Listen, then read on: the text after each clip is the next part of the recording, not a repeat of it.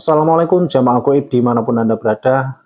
Kita akan simak videonya bersama-sama. Ini sangat penting sekali. Wajib kita tahu agenda kelicikan Ba'alawi bubarkan NU dan NKRI. Kita akan simak videonya awal sampai akhir. Dan nanti di akhir video kita akan tampilkan sejarah Ba'alawi yang sebenarnya.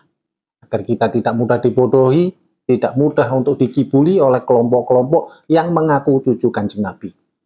Untuk lebih jelasnya, mari kita simak videonya bersama-sama. Sekarang Anda tahu terjadi Ba'alwisasi Yamanisasi di Nusantara ini. Pelakunya klan Habib Alwi. Apa tujuan klan Habib Alwi dengan Ba'alwisasi Yamanisasinya itu?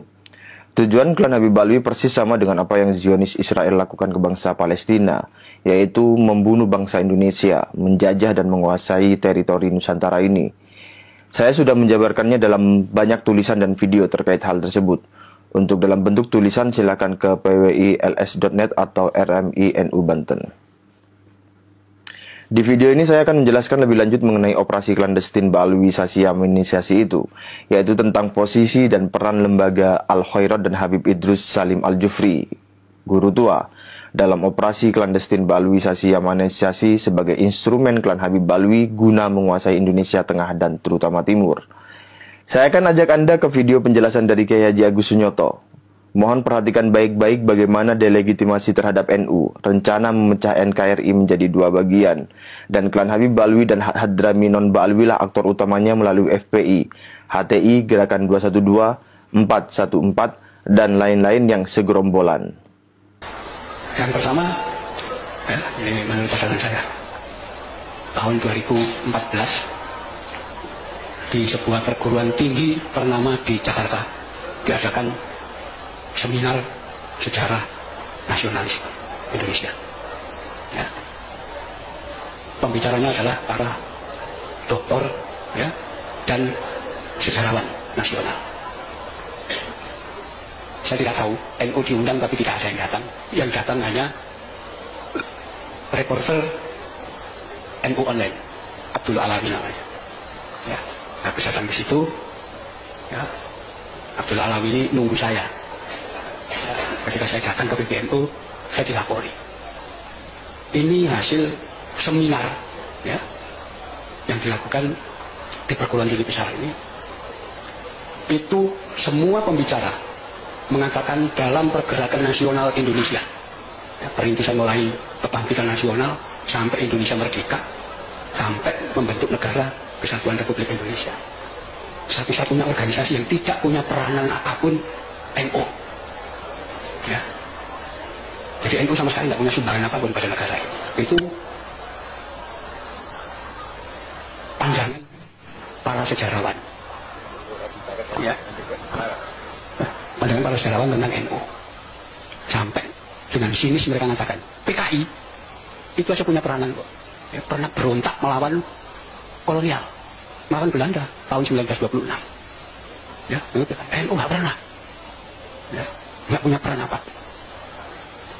Rupanya mereka sangat yakin dengan sejarah versi mereka. Ya, di mana dalam sejarah versi mereka itu sumber-sumber itu kan semua tersimpan di museum-museum dan perpustakaan di luar negeri. Ya, mereka yakin orang NU nggak bakal bisa masuk ke sana. Ya, kalaupun pernah ada yang ke Leiden, nggak bakal bisa baca dokumen itu. Nah, bahasa Belanda. Kalau ke Inggris juga nggak bisa baca itu. Ke tempat lain, ke Jepang juga nggak bisa baca dokumen-dokumen itu. Ya, pokoknya NU dianggap kumpulan orang bodoh yang asal ikut gitu aja. Itu 2014. 2015 ada satu peristiwa. Ya, NU diundang. Ya, dalam pertemuan di kafe yang terletak di Jalan Kemang Utara. Ya, yang datang ke sini. Ya. Nah, di situ yang dibincang adalah ketepatan penggunaan istilah Indonesia dan Nusantara. Ya, mereka membincang penggunaan sebutan Indonesia itu tidak cocok karena itu bahasa asing. Yang cocok adalah Nusantara. Ya, rupanya di situ NU diundang karena mereka menganggap NU itu Islam Nusantara. Ya, itu tanggal 17 Oktober 2015. 3 hari kemudian, tanggal 20 Oktober 2015, kita diundang lagi di tempat yang sama, tapi kali ini bahasanya lain.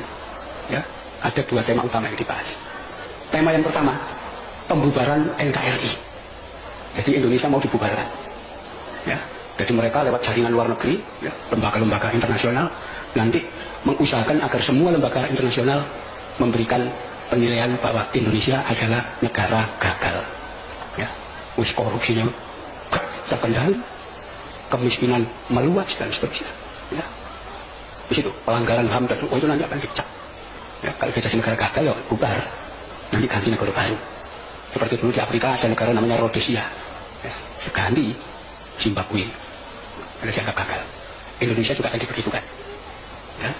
Nah, kalau NKRI sudah dibubarkan, maka mereka merancang kedua akan membentuk Negara Rakyat Nusantara (NRN). Ya. Yang untuk saat itu sudah terbentuk, wali negaranya namanya Yudi Samhudi Suyuti. Ya. 20 Oktober itu. Jadi jelas mau membubarkan NKRI. Yang tidak pernah mereka sangka dan tidak pernah terpikirkan, 2 hari kemudian, 22 Oktober, Presiden Jokowi, ya, menetapkan 22 Oktober sebagai Hari Santri. Ya. Dan yang di luar perkiraan mereka, begitu Hari Santri ditetapkan 22 Oktober, pesantren se-Indonesia itu upacara bareng dan sepakat NKRI harga mati. Ya. Oh, itu rencana kacau mereka. Ya. Tapi mereka masih melanjutkan rencana itu. Ya. Salah satunya kita bisa lihat gerakan 411 dan gerakan 212. Mereka yang biayai. Ya. Mau menggulingkan Jokowi, bukan hanya menggulingkan Jokowi, tapi mau membubarkan Indonesia. Itulah tanggal 212 itu bagian dari kelompok itu ditangkap sama Polri. Rami. Termasuk nanti diikuti pembubaran HTI. Memang jaringannya ke sana nanti. Karena Indonesia akan dibagi 2, Negara Rakyat Nusantara itu wilayah Indonesia Timur, Indonesia Barat, ya, Kalimantan sampai Sumatera itu khilafah bentuk negaranya. Ya. Itu fakta. Ya.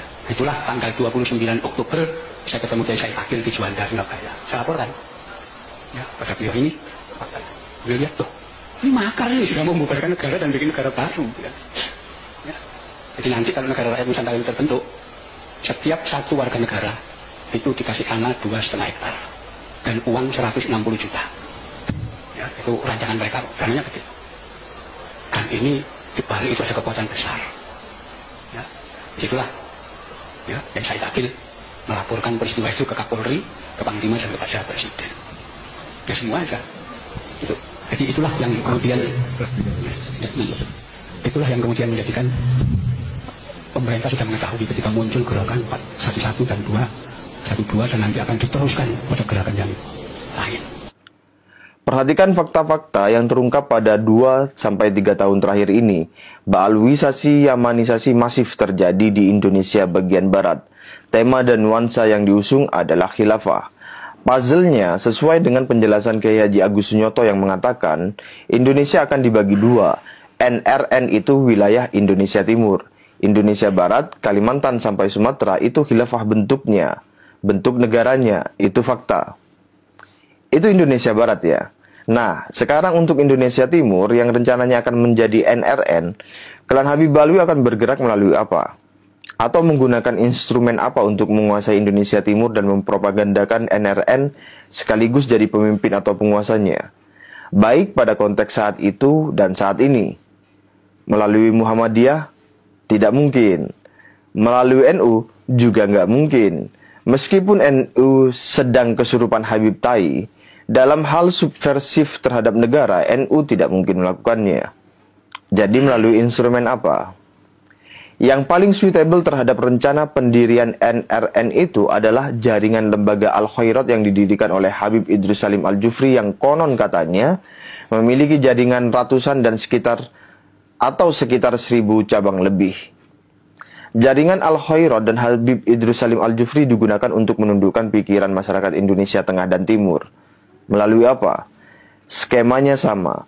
patternnya sama dengan baalwisasi yamanisasi yang terjadi di Indonesia Barat, yaitu menggunakan propaganda klaim sejarah sebagai senjata utama menanam dan memperkuat pengaruh serta melegitimasi kekuasaan klan Habib Alwi di Indonesia Tengah dan Timur. Dan bahwa pribumi Nusantara di Tengah dan Timur harus tunduk kepada klan Habib Alwi karena pribumi Nusantara berhutang jasa kepada klan Habib Alwi. Kita bisa lihat bagaimana bendera merah putih diklaim sebagai jasa Habib Idrus Salim Al-Jufri dan bagaimana narasi itu membonceng nama besar NU. Baalawi itu bukan penduduk asli Yaman. Mereka adalah kaum imigran dari keturunan Kaukasus. Yang mengejutkan, informasi terbaru juga menunjukkan bahwa diskursus batalnya nasab klan Baalawi yang telah berlangsung selama 29 bulan di Indonesia kini telah menjalar jauh ke berbagai negara, bahkan sudah sampai di negeri Yaman. Ulasan berikut menarasikan sejumlah fakta bahwa tak hanya klaim klan Baalawi yang mengaku sebagai cucu Nabi yang ditolak oleh umat Islam di Yaman, khususnya Hadramaut, namun mereka juga tertuding sebagai pihak yang telah memperburuk citra Hadramaut, khususnya Tarim, sebagai negeri tempat lahirnya kisah-kisah khurafat. Agar tidak salah paham, jangan skip video ini, simak hingga tuntas.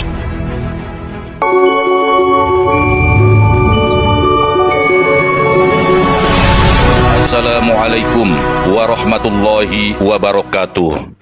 Disebutkan bahwa orang-orang Yaman, khususnya Hadramaut, sudah lama tahu bahwa klan Baalawi itu memang bukan warga Yaman asli. Nenek moyang mereka adalah imigran yang berasal dari Kaukasus. Data tes DNA pun jelas menunjukkan mereka berhaplogrup G, bukan J1. Jadi Baalawi itu Arab saja bukan, apalagi keturunan Nabi. Pada tanggal 23 Agustus tahun 2025 telah dilaksanakan seminar ilmiah di Yaman terkait nasab dan sejarah Baalawi. Seminar ini diselenggarakan oleh suatu forum atau lembaga bernama Markas Hadramaut Lidarosat At-Torikiyah atau Sikwan Nashr, atau diterjemahkan ke dalam bahasa Indonesia berarti Pusat Studi Sejarah, Dokumentasi, dan Penerbitan Hadramaut yang berpusat di ibu kota Provinsi Hadramaut, Mukalla. Narasumber utama dalam seminar ini adalah Syekh Awad Salim Hamden, seorang ilmuwan dan sejarawan yang terkenal karena perhatiannya terhadap sejarah Hadramaut, terutama tentang kota Tarim. Salah satu kesimpulan menarik dari seminar ini adalah terungkapnya fakta dalam apa yang disebut oleh Syekh Awad sebagai naskah misterius Tarikh Ibnu Hisan. Di dalam manuskrip ini terungkap adanya ketidakkonsistenan historiografi tentang Faqih Muqaddam, di mana dalam kitab-kitab Baalawi masa belakangan disebutkan bahwa Faqih Muqaddam belajar tasawuf kepada Abu Marwan dan dialah yang pertama kali bertasawuf dari keluarga Baalawi, bukan Ahmad bin Alwi. Dalam seminar tersebut, Syekh Awad juga menyebutkan bahwa Muhammad Sohib Mirbat yang selama ini diatribusikan sebagai kakek dari Ahmad bin Alawi adalah tokoh legenda alias fiktif. Dia juga menegaskan bahwa penelitiannya ini sesuai sebagaimana yang dikatakan oleh hasil penelitian Alexander Knight dari Universitas Michigan, Amerika Serikat. Dalam silsilah nasab Rizik Syihab, bahkan seluruh habaib yang ada di Indonesia, jelas tertulis bahwa Sohib Mirbat adalah salah satu pongkol nasab mereka. Jika fakta menunjukkan sosok ini hanya fiktif, maka jelas nasab klan Baalawi di Indonesia seketika runtuh. Penting diinformasikan, Syekh Awad Salim Hamden adalah sejarawan Hadramaut yang sangat dibenci oleh klan Baalawi. Pasalnya, pada tahun 2010 Masehi silam, dia juga telah melakukan publikasi dari hasil penelitiannya yang memberikan jawaban mengapa kota Tarim kini bukan lagi menjadi pusat peradaban dan ilmu pengetahuan, tetapi menjadi pusat cerita-cerita khurafat. Syekh Awad menulis hasil penelitiannya itu dalam sebuah risalah berjudul Tarim As-Saqafah Am Tarim Al-Khurafat, yang berarti Tarim Pusat Peradaban atau Tarim Pusat Khurafat. batalnya silsilah nasab klan Ba'alawi, gubahan Ali As-Sakron, dan sejarahnya kini tidak hanya diinsafi oleh mayoritas masyarakat Indonesia, tetapi telah menghujam jantung pertahanan nasab Ba'alawi, yaitu negeri Hadramaut, negeri mulia yang dulu sebelum abad ke-9 Hijriah dikenal sebagai negeri yang melahirkan para ulama besar. Namun setelah Ba'alawi mampu menancapkan otoritasnya di sana, terutama di kota Tarim, Hadramaut kini hanya dikenal dunia sebagai negeri yang menjadi pusat cerita-cerita palsu. Kita tentu berharap putra-putra Hadramaut akan mampu mengembalikan citra negerinya seperti dulu sebagai negeri ilmu pengetahuan. Mereka pasti tidak akan terus berdiam diri membiarkan nama negerinya dijual murah oleh para pendongeng dan penjajah cerita-cerita palsu dari klan Ba'alawi. Suatu saat Hadramaut akan menolak mereka, sebab mereka adalah keturunan Yahudi Kaukasus yang disebut juga sebagai Yahudi pegunungan atau Juhuro. Istilah ini tertuju pada komunitas Yahudi yang berasal dari wilayah pegunungan utara dan bagian timur Kaukasus, terutama di Dagestan dan Azerbaijan. Menariknya, mereka merupakan keturunan Yahudi dari Persia kuno yang bermigrasi ke wilayah tersebut sejak sekitar abad ke-5 Masehi. Oke, jamaah goib dimanapun Anda berada, kita sudah simak videonya awal sampai akhir, agenda kelicikan Ba'alawi dan siapakah Ba'alawi yang sebenarnya. Kita sudah simak videonya dengan gamblang, dengan jelas. Seandainya kalau kita masih percaya dengan dongeng, dengan ocehan, dengan kibulan mereka, pasti ada yang salah pada diri kita.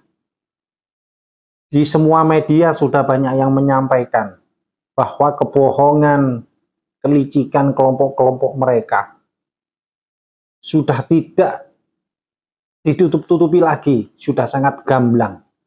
Tergantung kita untuk menyikapi bagaimana kita menangkap apa yang kita lihat. Dengan akal sehat, akal waras kita harus cerdas biar tidak mudah konslet. Saudaraku jamaah goib dimanapun Anda berada, mari kita buka mata hati kita, buka pikiran kita, akal sehat, akal waras kita. Sudah sangat jelas gamblang.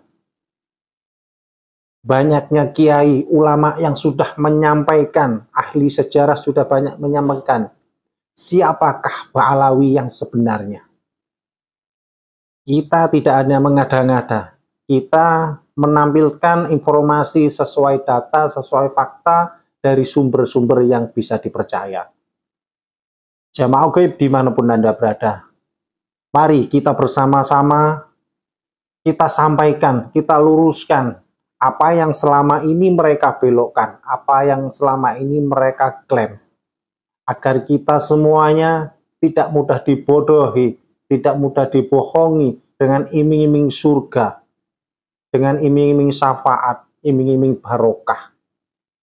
Yang selama ini mereka tidak bisa membuktikan secara ilmiah bahwa mereka adalah cucu Kanjeng Nabi. Dengan berdalih, mereka dengan berbagai alasan, mereka membela diri dengan sekemampuan mereka, dengan mereka mengeluarkan jurus-jurus untuk mengibuli umat muslim yang ada di Indonesia.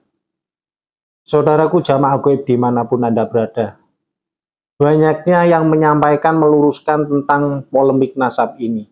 Banyak saudara-saudara kita yang sudah tersadar bahwa selama ini mereka hanya dimanfaatkan oleh kelompok mereka. Saudaraku, terima kasih yang sudah ikut berpartisipasi untuk menyampaikan, meluruskan kebenaran ini. Kami segenap admin dan tim dari channel ini menghimbau dan ingin menyampaikan kepada saudara-saudara semuanya agar kita harus waspada, kita harus jeli untuk mencermati setiap kita mengikuti majelis. Tidak ada larangan kita mengikuti majelis dimanapun Anda berada. Tetapi harus kita ingat, apa yang narasumber sampaikan, kita harus jeli, untuk mencermati agar kita tidak tergiring kepada orang-orang yang tidak bertanggung jawab. Terima kasih saudaraku semuanya, jamaah gaib di seluruh mancanegara yang dirahmati Allah. Semoga video ini bermanfaat sebagai edukasi untuk pembelajaran, untuk meluruskan, mengasah otak dan pikiran kita agar tidak mudah dibohongi. Terima kasih yang sudah support channel ini, semoga bermanfaat, barokah untuk kita semuanya.